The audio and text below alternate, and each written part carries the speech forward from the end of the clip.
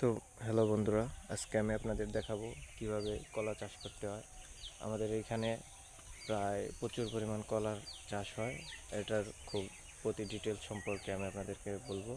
আগে আপনাদের আমি কলা গাছগুলো দেখিয়ে নিই।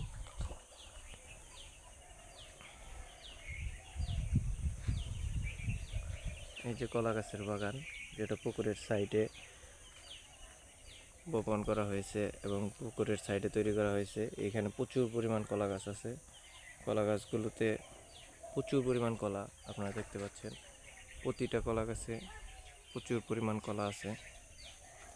এই কলাগুলোর সাইজ অনেক ভালো এবং এইগুলা প্রচুর পরিমাণ বাজারে চাহিদা। এগুলা আপনার কোনো বিষ এবং কীটনাশক কোনো প্রকার ফরমালিন ব্যবহার করা না হওয়ার কারণে এইগুলোতে প্রচুর পরিমাণ চাহিদা আছে বাজারে। আর এই পাশে পুকুরের সাইডে বাগানটি গড়ে তোলা হয়েছে। এ কারণে চাষি তার পুকুর এবং কলা গাছ দুই জায়গা থেকেই প্রচুর পরিমাণ লাভবান হচ্ছে। কলা গাছগুলো মূলত একটা একটা করে রাখা হয়েছে। আপনারা যারা কলা চাষ করতে চান অধিক ফলনের আশায়, তারা কখনো কলা গাছে অধিক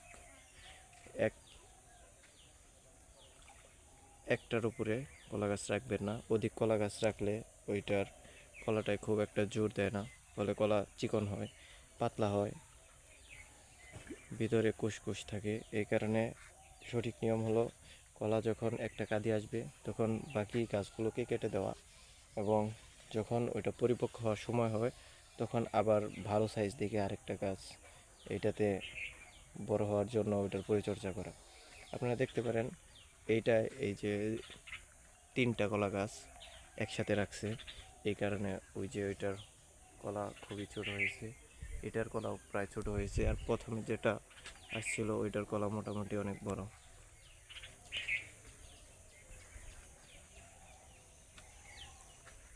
এইখানে আপনারা দেখতে পারেন ছোট যে গাছটা ওইটার কলা ছোট হবে। এই যে এইটা আবার নতুন করে বাড়তে দিয়েছে, কারণ ওইটা পুরোপুরি পরিপক্ক হওয়ার সময় এসে গেছে। তো বন্ধুরা, এই ধরনের সকল আপডেট, সকল ধরনের গাছের পরিচর্যা এবং কিভাবে কি করতে হয় সকল ধরনের বিষয়ের আপডেট আমার এই চ্যানেলে আমি প্রতিদিন দিয়ে থাকি। আপনারা যারা এগুলো পেতে চান প্লিজ আমার চ্যানেলটিকে সাবস্ক্রাইব করবেন এবং আমার সকল ভিডিওতে লাইক কমেন্ট করে আমাকে সহযোগিতা করবেন। ধন্যবাদ।